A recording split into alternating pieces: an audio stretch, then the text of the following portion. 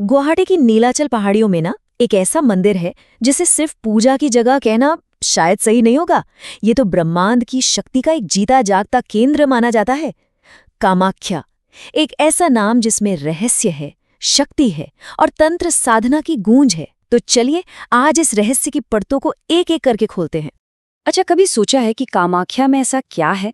मतलब आखिर क्या वजह है कि दुनिया के कोने कोने से साधक, अघोरी और तांत्रिक अपनी सबसे गहरी साधना के लिए यहीं इसी जगह पर खींचे चले आते हैं? जानते हैं, इस सवाल का जवाब मंदिर की नींव में ही छिपा है। इस जबरदस्त आकर्षण को समझने के लिए हमें इसकी पौराणिक कथा में उतरना होगा। एक ऐसी कहानी जो आज भी यहाँ की हवा में, यहाँ की ऊर्जा में महसूस की जा सकती है। कहानी कुछ ऐसी है कि जब भगवान शिव सती के मृत शरीर को लेकर तांडव कर रहे थे, तो सृष्टि को बचाने के लिए भगवान विष्णु ने अपने सुदर्शन चक्र से शरीर के टुकड़े कर दिए और ये टुकड़े जहां जहां गिरे वहां वहां शक्तिपीठ बन गए। और कामाख्या ही वो जगह है जहां देवी का योनि मंडल यानी उनका गर्भ आकर गिरा था। लेकिन यहाँ एक बात समझनी बहुत जरूरी है। योनि मंडल सिर्फ एक शारीरिक अंग का प्रतीक नहीं है। तंत्र के दर्शन में ये तो पूरे ब्रह्मांड की रचनात्मक ऊर्जा का मूल स्रोत है, वो पॉइंट जहां से सब कुछ पैदा होता है। तांत्रिकों के लिए तो ये परम शक्ति का प्रवेश द्वार है।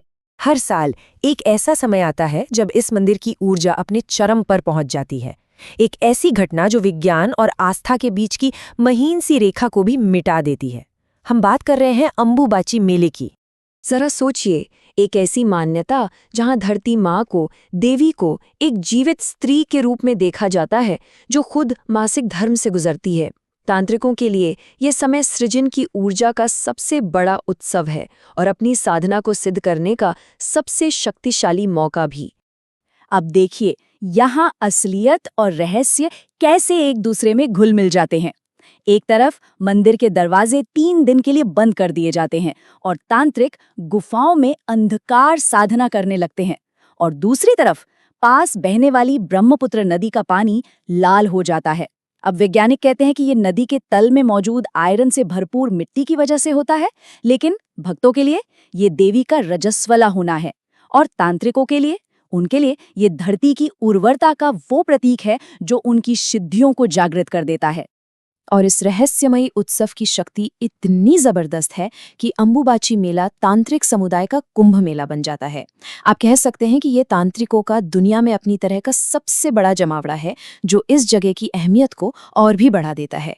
ठीक है, तो हमने जगह को समझ लिया, उसके सबसे शक्तिशाली समय को भी जान लिया। अब चलिए उस दर्शन और अभ्यास को समझते हैं जो साधकों को यहाँ खींचकर लाता है। मतलब तंत्र का असल मार्ग क्या है? देखिए, कामाख्या सिर्फ एक देवी का मंदिर नहीं है, ये 10 महाविद्याओं का एक मंडल है, यानी महान ज्ञान की देवियां, जैसे विनाश की शक्ति का प्रतीक माँ काली या शत्रुओं पर विजय दिलाने वाली शक्ति माँ बगलामुखी। हर देवी शक्ति के एक अलग पहलू को दिखाती है और तांत्रिक इन्हीं अलग अलग ऊर्जाओं को साधने के लिए यहाँ आते हैं।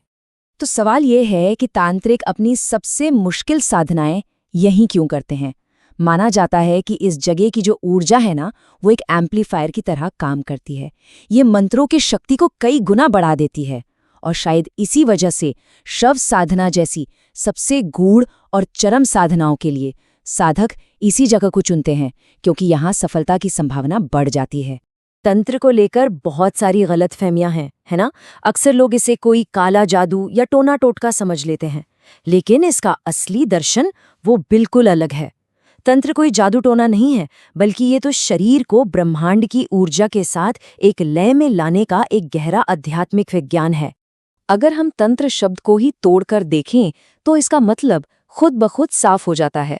ये 2 शब्दों से बना है, तन यानी हमारा शरीर और त्र यानी मुक्त करना। तो तंत्र का मतलब हुआ शरीर को बंधन ना मानकर उसी के जरिए मुक्ति या मोक्ष को पाना। ठीक इसी तरह बलि की प्रथा को भी अक्सर गलत समझा जाता है। यहाँ बलि का एक बहुत गहरा आध्यात्मिक मतलब है। मतलब अपने अंदर के अहंकार की बलि देना, अपने गुस्से, अपने लालच की बलि देना। ये असल में आत्मशुद्धि का एक बहुत शक्तिशाली प्रतीक है। और अब बात करते हैं उन साधकों की जो तंत्र के दर्शन को उसकी पराकाष्ठा पर जीते हैं। अघोरी, वे इस स्थान के शायद सबसे रहस्यमयी निवासी हैं। जब रात गहराती है तो नीलाचल की पहाड़ियों पर अघोरियों की धुनी जल उठती है। वो मंदिर और शमशान के बीच की सीमा पर रहते हैं, मानो जीवन और मृत्यु के द्वारपाल हों। उनका रास्ता, उनकी साधना दुनिया की आम समझ से बहुत परे है। उनका दर्शन एक बहुत ही गहरे विचार पर आधारित है। अघोरियों के लिए जीवन और मृत्यु कोई दो अलग अलग या विरोधी ताकतें नहीं हैं, बल्कि वो एक ही परम शक्ति, एक ही देवी के दो अलग अलग चेहरे हैं। तो अंत में ये पूरी यात्रा हमें एक बहुत गहरे सवाल पर लाकर छोड़ देती है। क्या कामाख्या का असली रहस्य हमें यही सिखाता है कि सच्ची मुक्ति संसार को छोड़ने या उससे भागने में नहीं है, बल्कि अपने मैं को, अपने अहंकार को पूरी तरह से समर्पित कर देने में है? सोचिएगा इस पर।